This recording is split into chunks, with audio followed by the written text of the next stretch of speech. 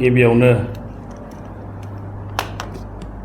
क'क्राझार जिल्ला दुलाराय बर' फरायसा आफादनिफ्राय बेलासि समनि गाहाम हामलायथि आङो बावहरदों। दिनै जोङो क'क्राझार जिल्ला दुलाराय बर' फरायसा आफादनिफ्राय क'क्राझार जिल्ला एबसुनि लोगो आफादगिरि, गाहाय नेहाथारि, लोगो गाहाय नेहाथारि आरो जिल्ला एबसुनि गासै टिम जोङो हरखाबै ससियेल मिडिया बा दिनै खौरांगिरि मेल जोङो हरखाबै लानो गोनां जादों।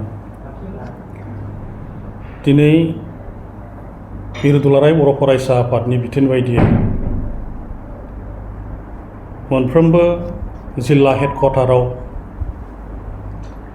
जे बिटिआर एकर्डनि दफाफोरखौ थाबैनो मावफुंनांगौनि थाखाय जे हानजा सुरनाय बा रेलि जे हाबाफारि जों क'क्राझार जिल्ला एबसुनि बानजायनायजों जोङो बड'फा चिल्ड्रेन पार्कनिफ्राय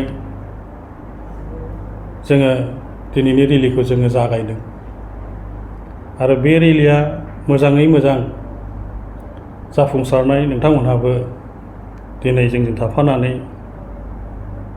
नोंथांमोनहा मिथिनो मोनदों आरो बे रेलिया जोङो क'क्राझार हायार सेकेन्डारि माल्टिपार्पसनि गेवलां गेलेग्रा फोथाराव जोङो फोजोबनाय बे थांखिखौ लानानै जोंनि बाहागो लानाय जोंनि साफ्रोमबो रायजो राजा आरो एबसुनि बिबानगिरिफोरखौ लानानै बे हाबाफारिया जादों आरो जोबनायथिंहालागै जे दिनै जे इन्सिडेन्ट जाबाय जों जायफोरखौ जों माब्लाबाबो सानाखैमोन जे हरखाब प्रग्राम जोबनायथिंहालागै जोङो दिनै बयबो नुबाय जे सासे सुबुं गेजेर खालायगाव रामफल बिलनि होननानै जों मिथिनो मोनदों।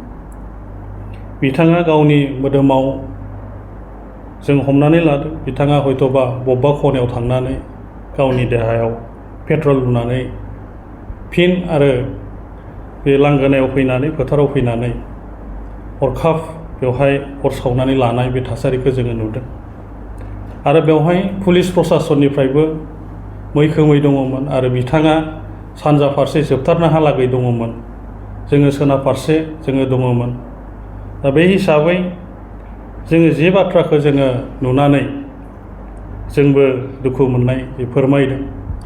गोलाव सम दुलाराय बर' फरायसा आफादा रायजो राजाफोरखौ लानानै जे सोमावसारबोबाय, आलादा रायजोनि बड'लेण्ड सोमावसारबोबाय आरो बे सोमावसारनायाव गोबां गनजा रेलिबो जादों, बायदि बायदि हाबाफारिनि गेजेरजों आन्दलन दाबिनायाबो सोलिबोदों। नाथायबा माब्लाबाबो दुलाराय बर' फरायसा आफादनि आन्दलनाव बेफोरबादि जाथाया जाबोफेराखै आरो जोंबो दिनैबो बेखौ जागोन होननानैबो जों साननानै लायाखै। दा बेनिखायनो दिनै बे जाथायखौ नुनानै जों दुखु मोननाय फोरमायदों आरो जोङो जाखांनायनि उनाव जोङो जेथिया खबर लायो बिथाङा थारैनो जोङो बिथांनि जि देहा सोलेर जों जिखिनि मोनदांदों बिथाङा देहा फारसे बहुद बेमारजों गोदोसोनानै दङ होननानै जोङो मिथिदों आरो नोंथांमोनाबो निस्सय नुबाय मानसिनि देहाया मोजां नङा। दा बेनिखायनो जोङो जोंनि रायजो राजाफोरखौ लाबोनाया आनसलिकफ्रा लाबोदों, इउनिटफ्रा लाबोदों। जोङो बिथांमोनावबो जों खबर लाबाय, आनसलिकआबो बुंबाय जोङो बिथांखौ जोङो आन्दलनाव जों लाबोआखै आरो जों बाहागो लानायखौबो जों जागायजेननायनिफ्राय नुवाखै। इउनिटआबो बुंदों जों बेखौ लाबोनो मोननाय जायाखै।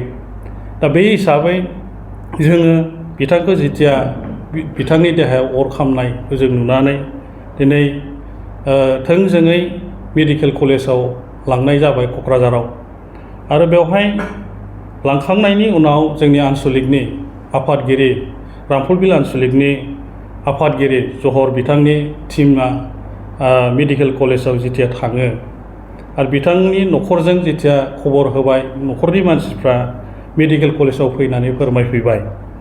बिथांनि अनजालि बिसिया बुंदों जोंनो आफादगिरिया फोरमायदों रामफल बिलनिया जे आंनि देहायाबो मोजां नङा, गोसोआ एसे मोजां जाबाय बायो खोमा होननानै बास स्टेन्डआव थांनानै आं थाहैसै बे बाथ्राखौ दिनै आफादगिरि जहर बिथांनो फोरमायदों। आरो बेवहाय बिथांमोनहा दिनै बे क'क्राझार मेडिकेल कलेजनिफ्राय जेथिया बरपेटा मेडिकेल कलेजाव लांगोन बे बाथ्राखौ जेथिया मिथिबाय, रेडि जाबाय, अब्ला रामफलबिल आन्सलिकनि आफादगिरिनि टिमा बास स्टेन्डआव थांनानै खबर लाहैनाय जाबाय। खारन सिनियर मानसि बयबो मिथियो, सिनायो। दा बेनिखायनो जेथिया बास स्टेन्डनिया फोरमायदों जाहैबाय, आं क'क्राझार फारसे थांनो होननानै बुंदों। आरो बिथाङा बास स्टेन्डनिफ्राय जेथिया क'क्राझाराव फैयो, नाथाय आन्सलिकनि प्रेसिडेन्टआ बुंबाय, गारियाव खबर लानानै मिथिबाय बिथाङा बिसरगाव मेडिकेल कलेजाव गारिनि थांनो होननानै गारिनिफ्राय ओंखारनानै फैदों होननानै जोंनो मिथिहरहोदों। दा बेनिखायनो जोङो बयबो क्लियार जानांगोन बाथ्राफोरखौ। दा दिनै बे आन्दलनाव फैनो होननानै बिथाङा न' फारसेनिफ्राय ओंखारबोआखै। निस्सयबा बिथाङा हयत'बा क'क्राझार बे फारसे फैफिननायाव हयथ' आन्दलनाव लोगो मोननानै, रेलियाव लोगो मोननानै थांफाखो ना डाइरेक्टयै बेयाव थांनानै बिथाङा लोगो मोनैखो, जों बेखौ जेबो मिथिनो मोननाय जायाखिसै।